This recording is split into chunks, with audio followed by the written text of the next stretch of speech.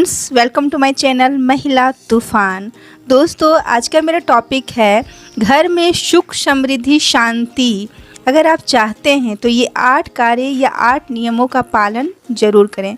तो कौन कौन से नियम हैं आज हम इस वीडियो में जानेंगे, जिससे कि लक्ष्मी माँ जो है उनकी कृपा आप पर बनी रहेगी। घर में जितनी भी नेगेटिव एनर्जी आती हैं, नकारात्मक ऊर्जा, उनका विनाश होगा और आपके घर में सुख समृद्धि शांति बनी रहेगी। तो चलिए आज की वीडियो शुरू करते हैं।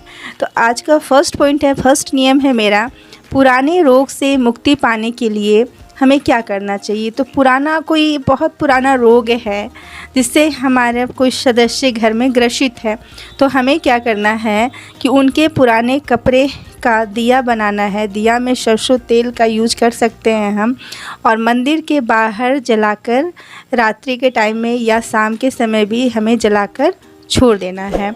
ऐसा कहा जाता है कि जब इंसान की मृत्यु हो जाती है तो उसे जला दिया जाता है और उसका दाह संस्कार कर दिया जाता है, तो सारी चीज़ें जल जाती है। उसी तरह अगर पुराने कपड़े का दिया बनाकर हम मंदिर के बाहर रख दें तो पुराना जो रोग है जिससे हम पीड़ित हैं वो रोग दूर हो जाता है। तो ऐसा आप कर सकते हैं पुराने रोग से छुटकारा पाने के लिए। और नहीं तो आप पुराने कपड़े, जो बहुत पुराने कपड़े हो गए हैं, उसे भी आप कहीं छोड़ सकते हैं या उसे जला सकते हैं। इससे भी पुराने रोग से, जिस इंसान को पुराना रोग है, ग्रसित है, बहुत दिनों से बीमारी है, उससे पाया जा सकता है। दूसरा नियम है पितृदोष। जैसे कि पितृपक्ष का जो समय चलता है उसमें उसके जितने भी नियम हैं सभी का पालन करना चाहिए। और एक बात मैं बताना चाहूँगी कि जो पूर्वज लोग हैं हमारे, जो मृत हैं, जीवित नहीं है, उनके बारे में कभी भी मुंह से गलत बात नहीं निकालनी चाहिए, क्योंकि पूर्वजों का जो आत्मा होता है, ये कहीं अनसुनी बातें हैं, लेकिन ऐसा होता है कि तो उन्हें दुख पहुंचता है, तो वो दुख कहीं ना कहीं हमारे जीवन में, हमारे शरीर में प्रवेश कर जाता है। तो भूल कर भी अगर तुरंत तत्काल में बूढ़ा बुजुर्ग या जो पूर्वज हैं उनकी मृत्यु हुई है तो उन्हें प्रणाम करना चाहिए, उन्हें विदाई बहुत अच्छी से देनी चाहिए और उनके काम क्रिया बहुत अच्छे से करना चाहिए। और बाद में भी कभी भी गलती से मुंह से उनके लिए अपशब्द या उनकी बात, नेगेटिव बातें नहीं करना चाहिए, गलत बात नहीं निकालना चाहिए। इस चीज़ का आप खास ध्यान रखें अगर चाहते हैं कि घर में सुख समृद्धि शांति बनी रहे और आप आगे जाएं, तरक्की करें, तो ये करना बेहद ही ज़रूरी है। तीसरा नियम है, शनिवार के दिन घर के सभी कोने में नमक डाल दें, और जब कोई देख ना रहा हो, रात्रि का समय हो, उसके बाद रविवार में सुबह उठकर आप घर को बाहर की ओर बहारते हुए झाड़ू से निकाल दें उस सारे नमक को। इससे क्या होता है कि जितनी भी नेगेटिव ऊर्जा होती है, जो हमारे घर में नेगेटिव फैलाती हैं बातें, नकारात्मक ऊर्जा फैलाती हैं, वो इससे दूर हो जाती है। पॉइंट्स है कि जब हम घर में पोछा लगाते हैं तो उस समय क्या करना चाहिए। तो उस समय पोछा में हम, अगर आप कुछ लिक्विड यूज़ करते हैं, जैसे फिनाइल हुआ या डिटॉल डालकर या लिजोट डालकर, जो भी डालकर आप पोछा लगाते हो, तो उसमें आप थोड़ा सा धार्मिक मान्यता के अनुसार थोड़ा सा नमक और हल्दी डालकर, थोड़ा सा चुटकी भर हल्दी डालकर पोछा लगाएं। हल्दी से क्या होता है, आपका बृहस्पति मजबूत होता है, धन की प्राप्ति होती है। और नमक से क्या होता है, जितनी भी नेगेटिव ऊर्जा होती है, नकारात्मक ऊर्जा होती है, वो घर से दूर चला जाता है। तो ये चीज़ डालने में बहुत सस्ती है, बहुत अच्छा टोटका है, इसको आप आजमा कर देखें। अगर जरा सा भी लाभ हो, क्योंकि इसका लाभ आपको तुरंत 1-2 सप्ताह में ही देखने को मिल जाता है। अगर आप 1-2 सप्ताह पोछा मारकर इस तरह से करके देखें तो ज़रूर मेरे कमेंट पे मुझे थैंक्स लिखकर भेजें, और अगर कुछ और इसमें एडवाइस हो तो ज़रूर मुझे बताएं। पॉइंट्स है कि उल्टा पोछा या झाड़ू ना लगाएं, हमेशा पोछा लगानी चाहिए, घर के अंदर से पोछा लगाते हुए बाहर निकालना चाहिए और उस पानी को भी बाहर ही फेंक देना चाहिए। तो इस तरह से आप पोछा लगाएं, कभी बाहर से अंदर की ओर पोछा ना लगाएं और झाड़ू भी वैसे ही लगाना चाहिए। ये तो छोटी बात है, लेकिन छोटी बात भी हमें इस नियम का पालन हमें ज़रूर करना चाहिए। और इस नियम में मैं और एक बात भी ऐड करके बता देती हूँ कि सुबह उठने के समय आप 1 मग या 1 बाल्टी पानी अपना आंगन या द्वार, जो फ्रंट है घर का आंगन या द्वार, उसमें आप ज़रूर छींट दें या गिरा दें।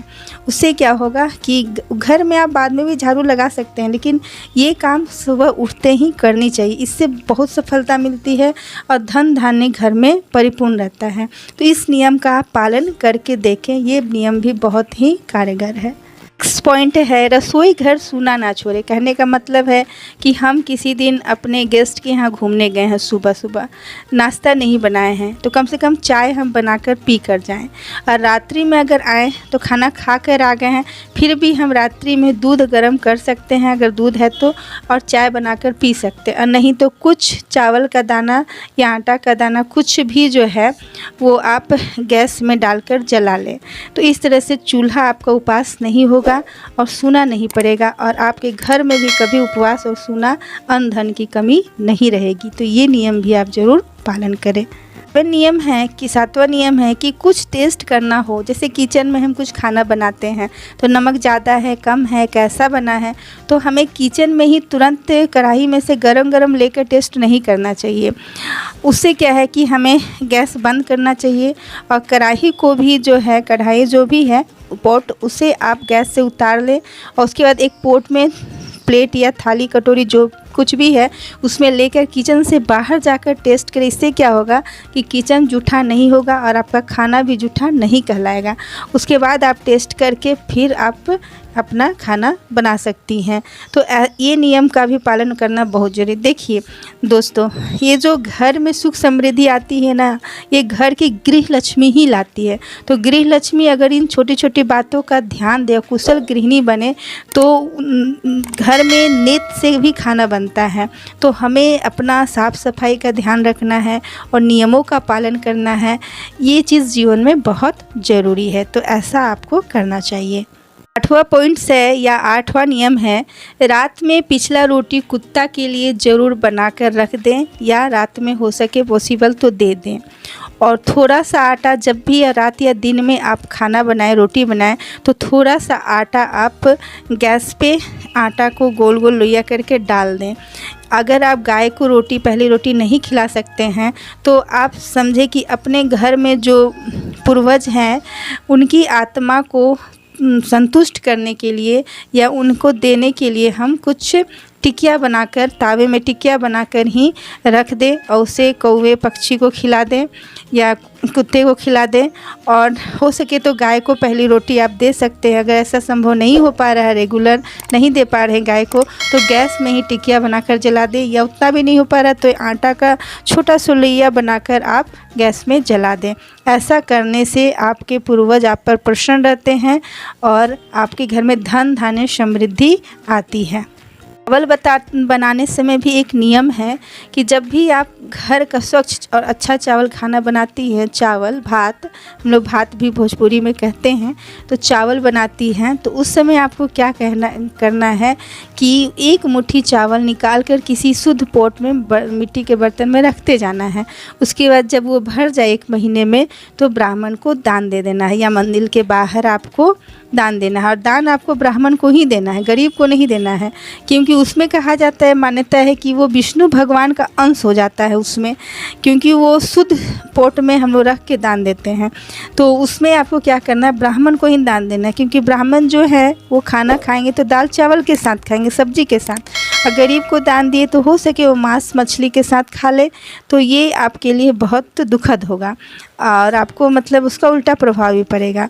और जब भी आप व्रत त्यौहार करें तो आप अनाज, दाल और आलू पैसे के साथ करें, सिर्फ पैसा दान ना करें। ये वीडियो में बस इतना ही। वीडियो अच्छी लगी हो तो लाइक करें, शेयर करें, कमेंट करें। मेरे चैनल पर नए हैं तो सब्सक्राइब करें। Thanks for watching my video. जय हिंद, जय भारत।